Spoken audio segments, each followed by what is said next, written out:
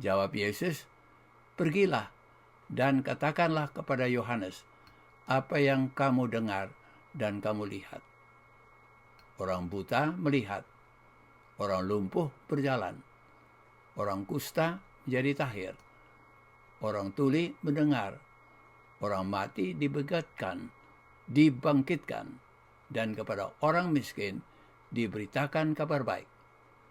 Matius 11 ayat 4 dan 5.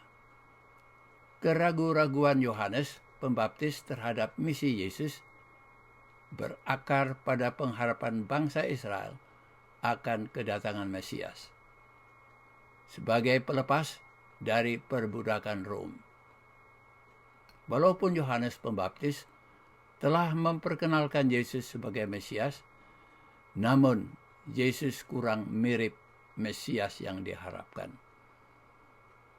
Yang diharapkan adalah seorang yang penampilannya mirip Raja Daud. Dengan campur tangan Allah, suatu pemerintahan dunia yang baru atau a new world order dapat dibentuk dengan Yerusalem sebagai metropolis kerajaan itu. Yang menjadi pertanyaan, mengapakah Israel sebagai satu bangsa dapat keliru tentang misi Yesus pada kedatangannya yang pertama kali itu? Nah, Brad H. Young, penulis buku Jesus, the Jewish Theologian, menyebut tentang Yesus, anak manusia, dalam buku Daniel pasal 7 ayat 13 dan 14. Yesus sebagai anak Allah menerima dari Allah Bapa kekuasaan dan kemuliaan sebagai raja, dan semua bangsa mengabdi kepadanya, dan kerajaannya adalah untuk selama-lamanya.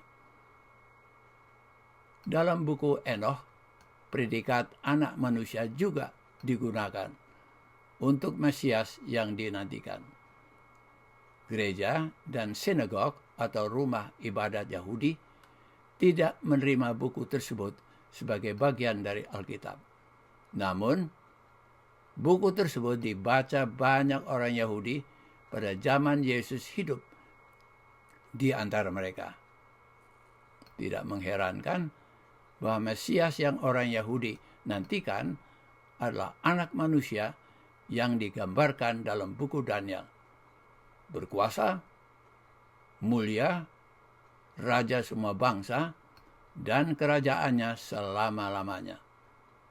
Jelas, identitas Yesus pada kedatangannya pada pertama kali tidak cocok bagi bangsa Israel. Identitas Yesus di buku Daniel itu cocok bagi bangsa Israel. Namun, itu adalah untuk kedatangannya yang kedua kali. Yang salah adalah interpretasi bangsa Israel yang demikian besar keinginannya untuk dibebaskan dari Rom, sehingga konsep kedatangan yang kedua ditukar menjadi konsep kedatangan yang pertama. Yang turut menjadi korban adalah Yohanes Pembaptis, korban teologi salah bangsa Israel.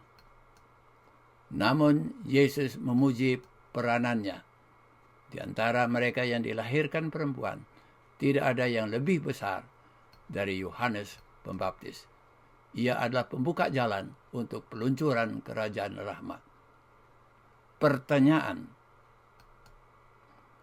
dalam pekerjaan Yesus dalam waktu yang singkat dan padat, predikat lain apakah kita dapat berikan kepada Yesus?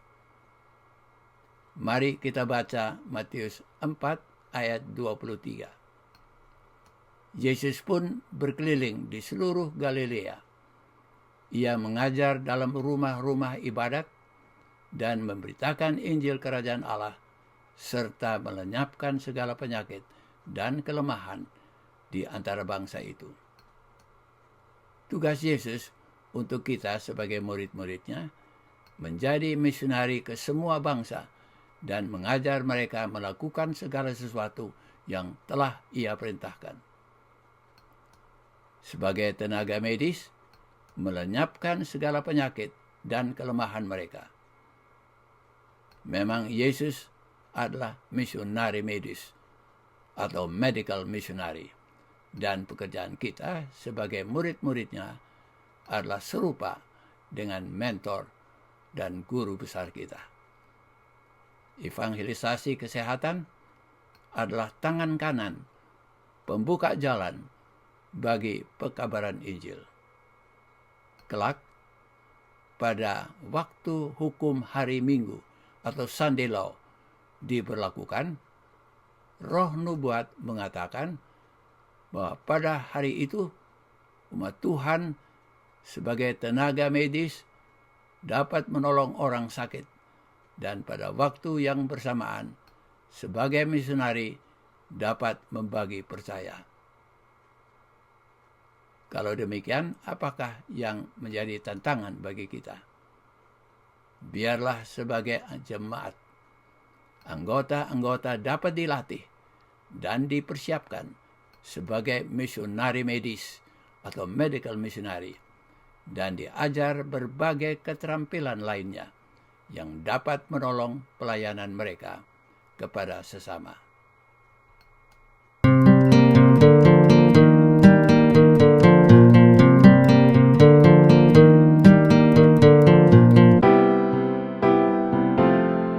Sekian, sampai berjumpa kembali dalam pelajaran Suara Sabat yang ke-6 dengan judul Tantangan Perkataannya.